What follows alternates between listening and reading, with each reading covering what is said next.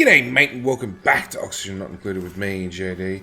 In the last episode we covered exosuits. We covered exosuits, how to get exosuits built.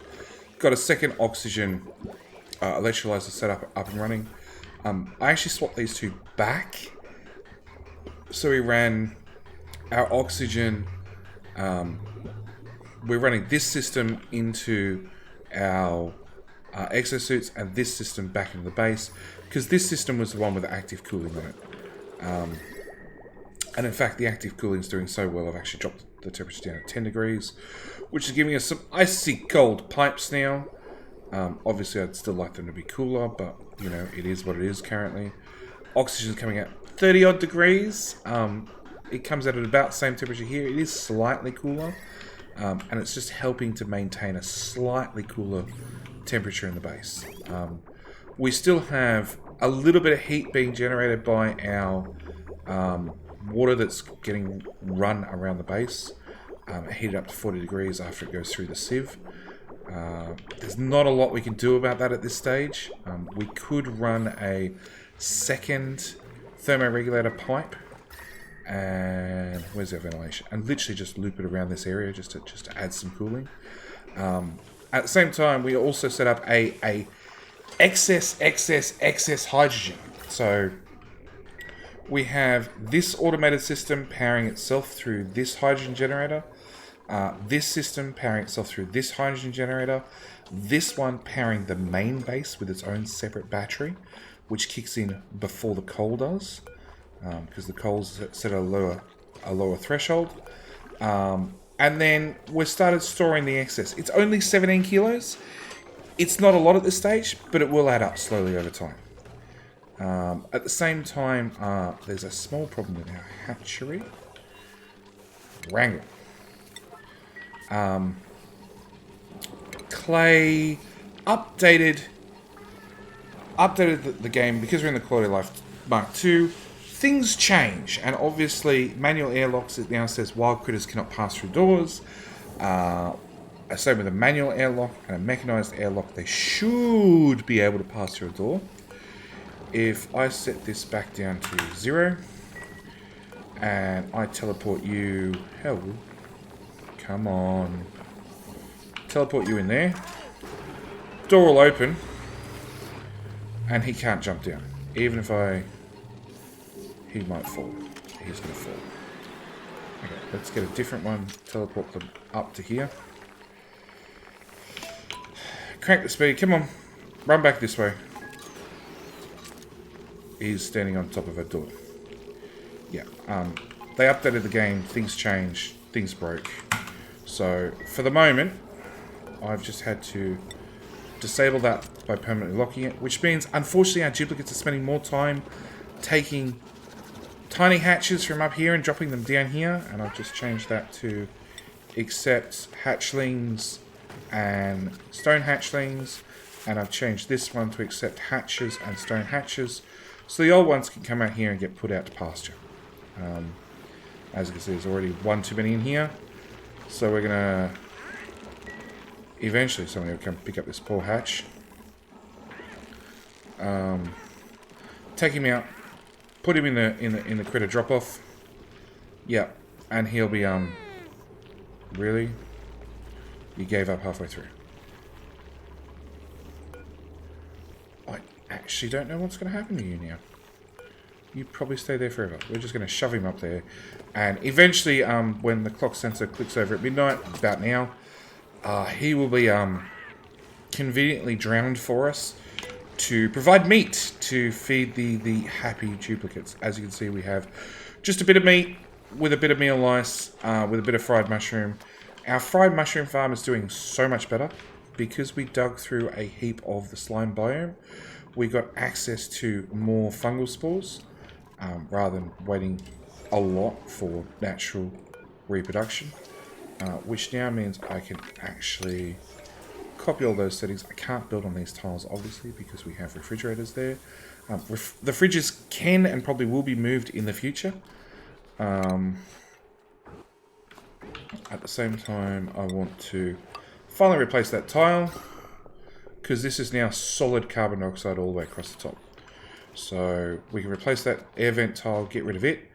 I've had the duplicates in here. They've cleared out everything. Which now means we can set them to work once again with... Do I want to go any further? Yeah, let's go further. Let's just strip mine. Not quite the whole biome, but close to.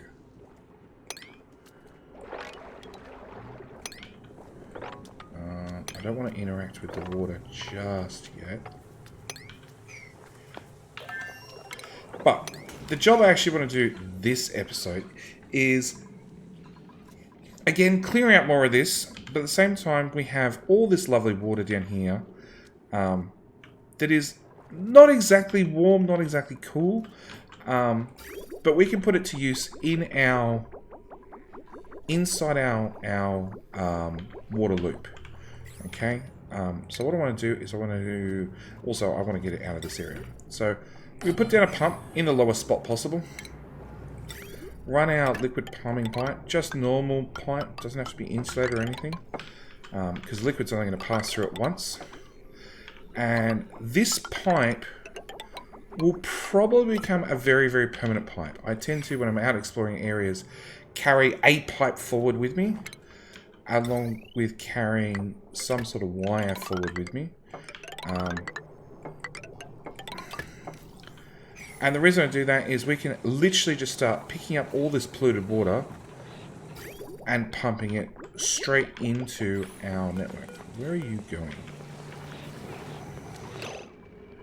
You're going to-do list. You're going to go get eggshell. Oh, okay. So you're going to go get eggshell, which we're going to then put in the rock granulator to make lime. So yeah, as I said, I carry a water pipe and a power connection forward with me, and I'm just going to hook it in straight into our input system.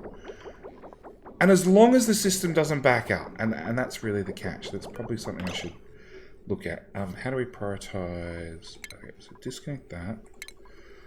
We're going to go like that, and then we're going to do a bridge. And that way, hopefully it doesn't back up. So we're going to pump excess polluted water into the system, which we should be able to clean into clean water. Because this is a closed loop system, I can only fill where you can see that we already have clean water and back to here. Anything further than that and the polluted water system, the polluted water end will actually start to back up. It is being prioritized out. It is the first water to be chosen to be run through into the electrolyzers. So there is a draw on it. Is it enough? I don't know. It is something you have to keep an eye on, basically. And you can always, and it's probably not a bad idea that we actually do it. That's going to leave us some nasty water that we have to, ooh, just mop up real quick. You can always put a liquid valve on it. And just limit the flow. So I'm not going to limit it now, but you can in the future. You know, if you start to notice the system is starting to back up, limit the flow. Because there is a lot of water down here. There is tons and tons and tons of water down here. You can also always add a liquid reservoir in line somewhere. And just run through a liquid reservoir so you have plenty of storage, so then you can run it into your base in a slower method. The last thing you can do, if I have room,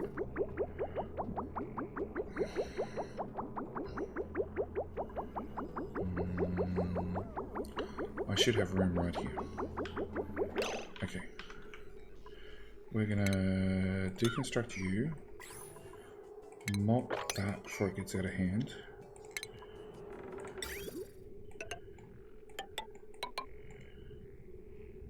No.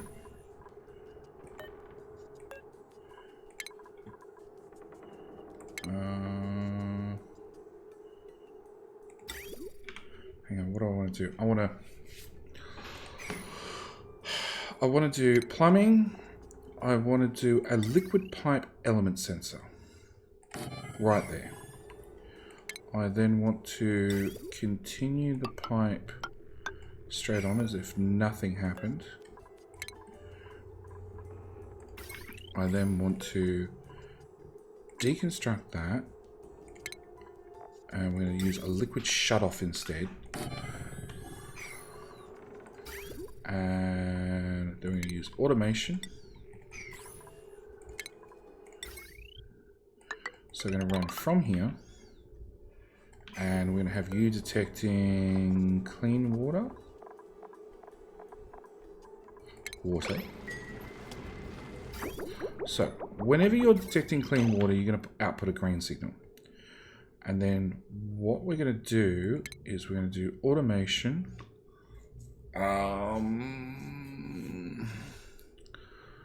We're going to have a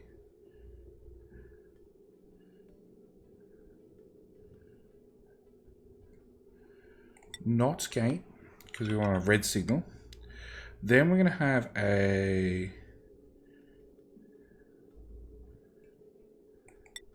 filter gate, and then we're going to hook those two up. Automation, filter gate, 30 seconds. Okay.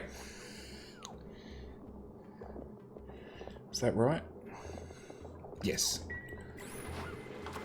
Except that's probably too long. 10 seconds. So, what we're doing is we're detecting that is there water in this pipe. If there is water in this pipe, do not let this shut off, let any liquid through for at least 10 seconds. Okay? So we've gone, if water, yes. Reverse that to give me a no answer. Alright? And then if no, make sure you stay in a no position for at least 10 seconds. And we can test this very, very quickly.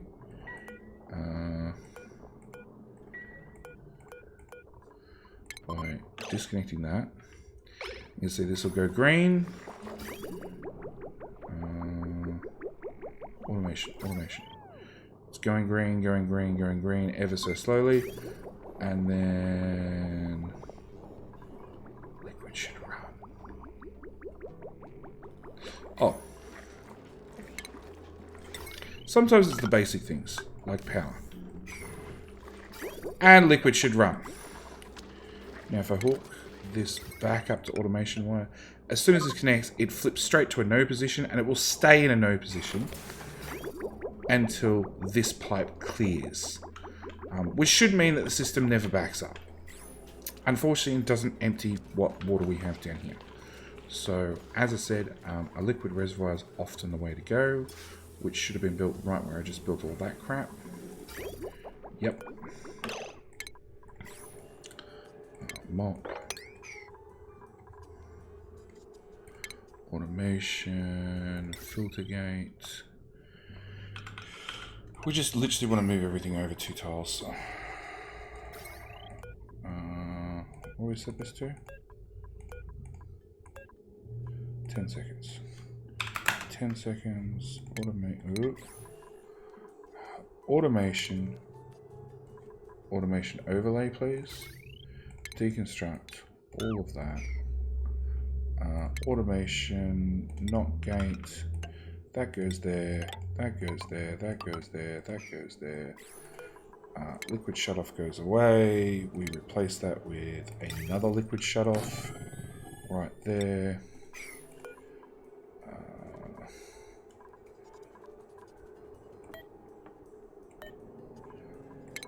Pipe. Mop. I just realized I used insulated pipe and I really didn't need to. Okay. I did it again. I went the wrong way.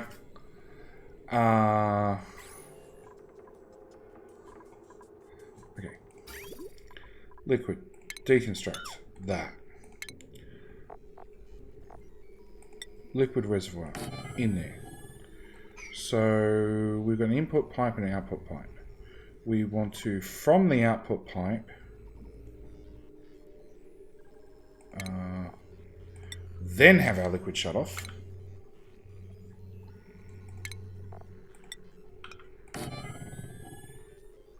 Then hook up our automation.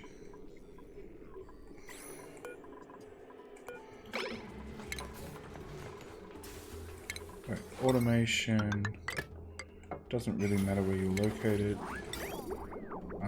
We want to go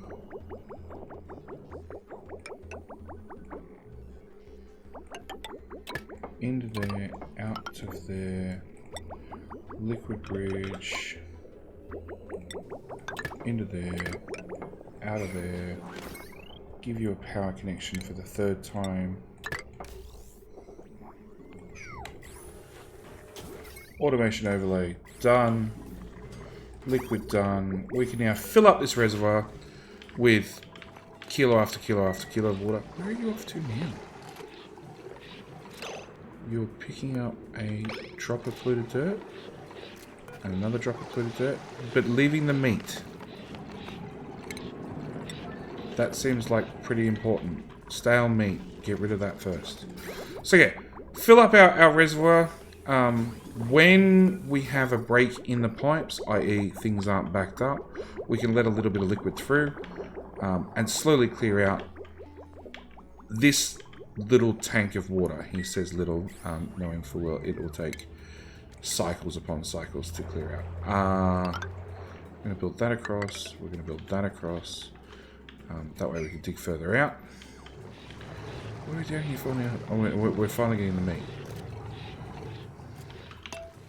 Now, exosuits will slow down your duplicates. That is something that you really, really need to have to keep in mind. My athletics was at -1. Digging 6. Skills, athletics is now at -2.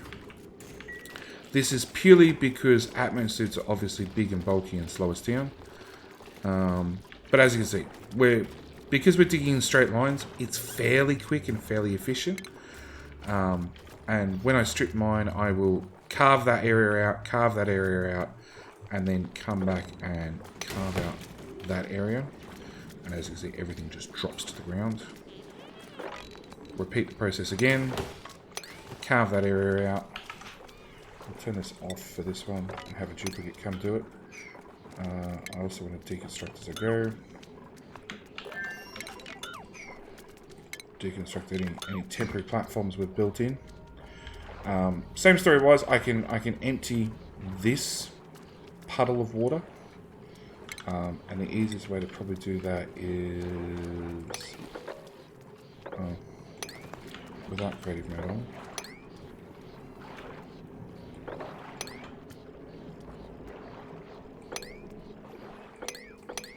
Is like so. And hopefully that's enough to have the liquid fall out. With those two as well it would be. Yeah, but you can see very, very quickly they can dig out a whole area, clear out a bunch of space. We can get rid of any temporary construction we had. Yeah, we've got liquid flowing every different direction. Same story, that can be dug out because I can reach it. That can be dug out with a bit of effort. And we're going to level off that as well. So this is still a lower spot. And hopefully all the liquid drains down here and can get pumped out. Our reservoir is already chockers. As I said, really doesn't take too long to fill up a reservoir. Maybe it's an idea to put a couple in line. There is absolutely nothing stopping you building a little platform out here and doing 2 or 3 or 4 reservoirs in a row to clear out as we go. But yeah, this is how I strip mine an area. It's in segments of 3 and then take out the floor or the roof or whichever way you look at it. So at the same time, everything flows to the bottom. It also means that when my duplicates are down here and they can run through water without a problem, I can then always take everything to the lowest spot and then work my way back up if needs be. I really want to keep them running in as straight a line as possible. And I really want to, as I said, level this out really to the abyssal. I don't want to go any lower. But yeah, because we've now got an extra several tons of water down here. And don't forget, this is 5 tons of liquid. You can see each liquid square is 1 ton. So honestly, this is days and days and days worth of liquid that we can turn into oxygen, which is entirely backed up.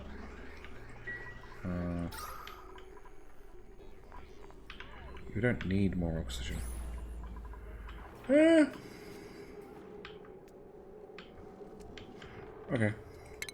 We don't need more oxygen, but because we've got it,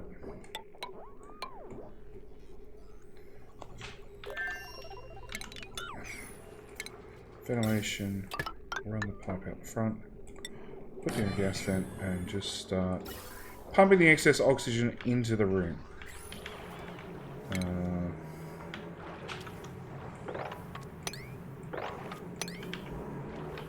Okay, this has cleared us up a really, really nice large area. It's close to our cooling, it's close to our cold biome that we're going to be needing very, very shortly for oil, which may be the next episode. Yeah, it probably will be the next episode actually, because we have this leaky oil fissure down here that we need to do something about it. We can't get in and analyze it because it's not exposed enough. And yeah, now we have exosuits. The 72,000 germs in these sort of areas don't really worry us. We've got plenty of deodorizers, so any air that does escape is going to get deodorized pretty much straight away. So yeah, we've covered our bases. We've got lots of things happening, and I'm going to see you guys in the next episode where we try and tackle our leaky oil fissure, along with hopefully somewhere to process oil. Along with a few other tips and tricks along the way. Anyway, thank you guys for watching. As always, do hope you're enjoying, and I'll see you in the next one. Alright, bye!